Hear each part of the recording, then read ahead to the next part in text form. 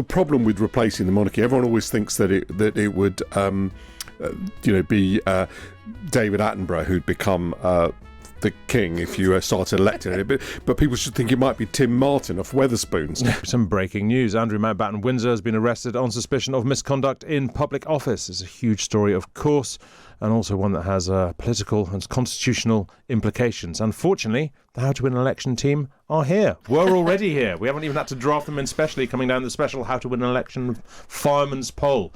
Sally Morgan, Polly Mackenzie, Danny Finkelstein, welcome. Thank you. Good to have you here as always, and forgive me for not having live the theme music. We'll stick it in later. Look, this is huge news breaking this morning. Sally, what will be happening in Downing Street? How do they deal with this? What are the mechanics? I mean, the mechanics are well established. I mean, nobody's dealt with this one before, but there's a sort of triumvirate who are always the people who matter in serious connections with the royal family. It's the cabinet secretary, it's the principal private secretary at the palace, and it's the prime minister's lead civil servant, stroke chief of staff. And I can remember when Princess Diana died. It was, broadly speaking, that grouping. Clearly, they had to deal with Boris Johnson and being a bit unconstitutional. And I thought it was really interesting, if I think back. Antonia Romeo was appointed this morning as the first female cabinet secretary, which is a pretty significant event. But Antonia was the perm sec at the Ministry of Justice when the Queen died. Right. And she will have been the person most involved in all the planning for the funeral. So actually, I can see why perhaps the appointment was going to be made anyway this morning. I don't know. But it's a pretty smart move to get her properly in place to help handle this. Hell of a day. A hell of a way to start day one on the job. She will imagine. Would you, any of you, would you expect in a situation like this, what kind of involvement, what kind of briefing will Downing Street have beforehand? What do you think? I think they will have known. I expect they will have known just beforehand. I don't think they will have known far in advance, but I think they won't have seen it on the news headlines.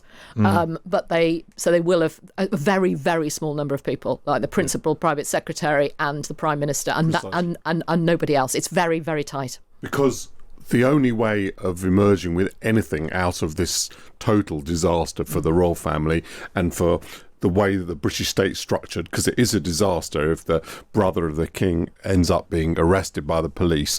The only way out of it is to show that Britain is a country in which everyone is equal before the law and all the rules are followed, and the police act independently and the prosecuting authorities act independently. And don't forget, of course, the prosecuting authorities are, of course, the king's prosecuting authorities. So it's extremely, an extremely difficult situation, which can only be, the best that you can make of it is demonstrating that stability of the British Constitution. So it's critical that Downing Street did not receive or involve themselves in the receipt of any kind of information, or at least didn't act upon anything that they were told in that respect. The Queen clearly adored him, and I think there's been quite a shift. Not immediately since her death, but it's quite clear, isn't it, that the current King and Queen and the Prince of Wales and Prince William recognise this as a really important moment for the monarchy and are very clear that there's change. As somebody who is sort of robustly a monarchist and who believe that the monarchy is a source of stability and tradition for the country. Your line about while the Queen is safe in Buckingham Palace, we're safe in Pinner. Yeah. So my grandmother's line, and that's absolutely my view. I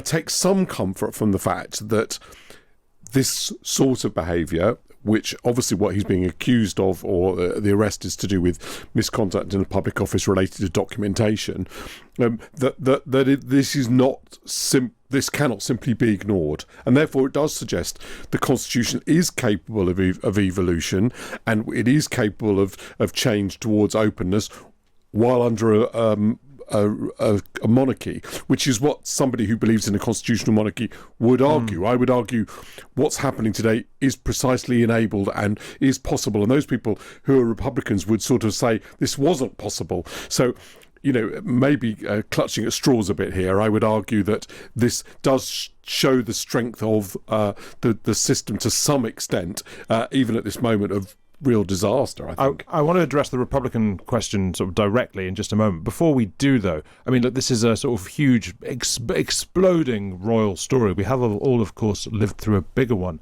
Sally, when Princess Diana died, what was the feeling like in Downing Street about whether, obviously it was a dramatic moment for Britain, but about whether our status as a constitutional monarchy, our status of even having a monarchy, that the whole balloon was just going to go up? I think there was a level of there was certainly concern that it would be very damaging to the monarchy, but Tony Blair was robustly pro-monarchy, and so while there were tensions, and everybody knows about, there were tensions, of course, about the handling and how the royal family, and particularly the Queen, should deal with the aftermath of the death, and particularly the relations with the then children. Tony was absolutely clear that what he wanted to do was to support, to try and advise and take decisions and encourage them to take decisions that would be to the benefit of the monarchy continuing, being strong. And do you think that Keir Starmer is in the same place? Obviously, no one wants to be the Prime Minister under whom the monarchy falls apart. But with his background, with his politics, he doesn't strike me as a man who'd want to get rid of the monarchy, but he also doesn't strike me as a man who intellectually feels we ought to have one. I would be very surprised if he wanted to do anything but support the monarchy, actually. I think what he will do is believe that everybody should be equal under the law. So he will have a very clear view as a lawyer. He's hugely supportive of the monarchy. He can't sustain as chief of staff or a director of communications. I don't think he should start choosing a head of state. I am very confident he will not be in that position. Polly, look, neither the Conservative Party nor surprisingly the Labour Party have much of a history of republicanism. The Lib Dems has a bit. Well, yes, but remember, Liz Truss started her career in the Liberal Democrats, where she was a radical Republican. Also, Norman Baker, who was a Home Office minister and also a transport minister during the coalition years, a kind of noted Republican. For me, I think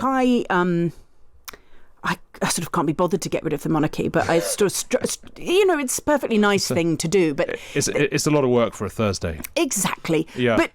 But there is so much kind of intellectual incoherence in this. If you believe that there should be a standard to which you're expected to live, well then you probably need a different process for choosing the head of state. Yeah. But I agree. I don't think Keir Starmer should be in charge of it. Do you think it'll lead, though, to a bit of a rethink on the monarchy? For the sort of so-called modernisers within them, one would expect this would increase the pressure to say, come on, we need transparency about finances, we need a slimmed-down royal family, we need a different approach, while still sustaining and supporting the monarchy. And they haven't they? They've talked about trying to sort of consolidate around the line of succession, so the people who get focus and attention are really the king and the king, Prince William, and their immediate family. But here is where my politics and yours, I think, does differ quite strongly. I don't care about the intellectual inconsistency.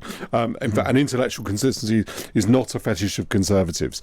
And I am content with the fact that the monarchy as an institution has produced long, stable, democratic government that broadly protects the human rights of the individual and has been a refuge for people from other countries who then, like my family, can be knitted into this country and become British. All of those things have been made possible by the monarchy. And one of the things that when people say to me they're in favour of abolishing the monarchy, I always go to them, no, you're not, because they always stop at the point of actually thinking it's worth doing. And that's because they recognise there's something about the monarchy that will be extremely difficult to replicate, which is a Conservative argument.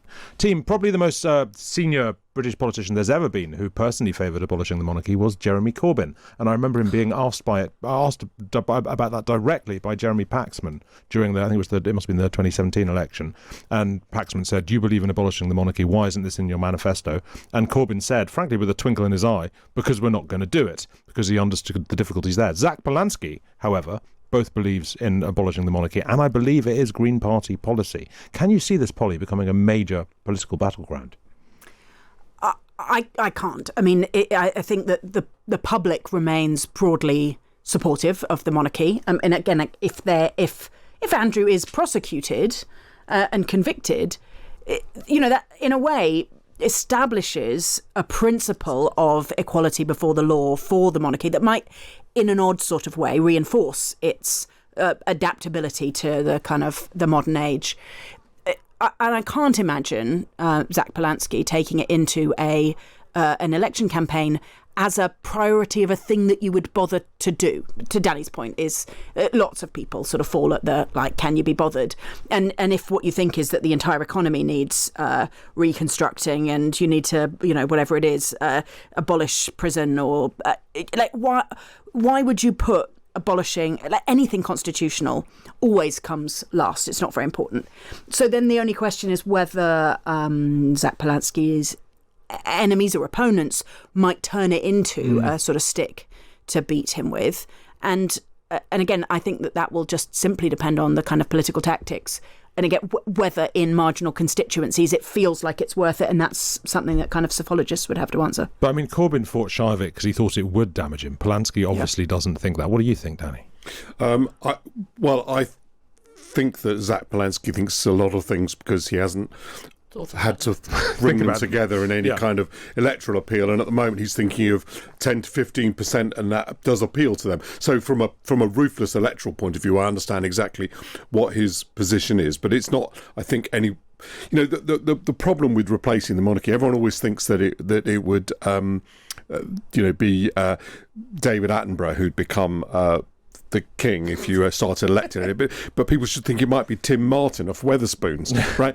So people have to think about. At the moment people begin to think about that, they kind of go off the idea even before the time comes. But at the same time as clutching at this kind of the sort of compensatory idea that which Polly also suggested, that this does show the monarchy is capable of evolving and being equal under the law, and that's very important. This is a disaster for the idea of the monarchy, and it will, without any question, produce more Republicans. Can I make a very geeky how to win an election point? I think it will produce a whole reappraisal of how information travels from government to all sorts of people, lobbyists, allies, political think tanks, people's political friends, as well as donors.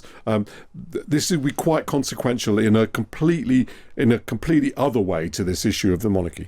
Maybe the final thing, maybe not the final, we'll see, but that I want you to reflect on is the drama that, and I don't use drama in a pejorative sense, but the drama that the Epstein revelations are causing in the United Kingdom, as contrasted with the United States. Yes. This is essentially an American story. So far, we've lost an ambassador. We've had a former prince arrested. We can, sometimes it's like you look out the window and you can almost feel like, and a chief of staff, and the director of communications, Downing Street. You can feel aspects of the British state sort of crumbling away like sand. In America, so far, basically nothing. What are your reflections on that, Polly? Does it make you, in a perverse kind of way, proud? Yes. We do not have a written constitution. The Americans do have a written constitution. But I think both kinds of constitution in the end depend on the acceptance of the rule of law as a norm, as a way of behaving. I was really struck, just this week, Reform, a party often associated with a more sort of Donald Trumpish view that basically the idea of the government acting illegally is nonsense, and once you've been elected you should be able to do whatever you want. Nevertheless, they took a judicial review of the government's decision to cancel the elections to the courts and then said that the government was acting illegally. Intellectually interesting if you believe in the architecture of the rule of law, the idea that a government, even when democratically elected, must abide by rules established by Parliament. That's foundational to good government, even if you think that sometimes it goes too far and we get too procedural and we end up with, again, what Reform might call kind of judicial woke activism. I think it's a critical thing. And I know that Richard Hermer, the Attorney General, has been doing lots of work and thinking about how you might rebuild public consent for the rule of law in a time where lots of people are more about just screw it, get things done. Government should just be more empowered. And I think in a way this process, these conversations demonstrate how important those very boring processes with people with wigs and, long legal documents and an obsession with details really do matter for accountability and governance. Can either of you, Sally and Danny, can either of you see Keir Starmer spinning it that way, saying, this is great, this makes us look great. No, I can't actually. Although I don't agree with everything Polly said, because I also think we've got far too much red tape and regulation and things are slowed down. And, the irony of reform using the JR process is hilarious. But anyway, however, I do feel essentially quite proud that in Britain we say, well, actually, we are going to deal, if we see stuff, we're going to deal with it and the law matters. And I think that is a pretty stark contrast with the States at the moment. Yeah, Danny, lots of you. I feel a combination of that pride with it's immensely depressing thing to have happened. And I think it will lead to a whole inquest, not just about the monarchy, but also about the conduct of government. Yeah, I mean, well beyond the monarchy. Well, just because lots of people are in receipt of this kind of fairly low-level type of information by comparison with some of the information that's available in government and the circulation of it. So, the issue over which Suella Braverman resigned was the passing of some internal government paper to one of her closest political allies. On a personal email. On a personal email, who was a member of Parliament. Well, I think this will supercharge the debate about whether that is acceptable behaviour, or could have a profound effect beyond just the monarchy. And indeed the nature of quite a lot of political journalism. Look, thank you very much indeed to Sally, Polly and Danny. We will be back, I promise, for a slightly less royally focused, I assume, you can't bet on these things, but I assume a slightly less royally focused How to Win an Election next week. Thank you all very much indeed.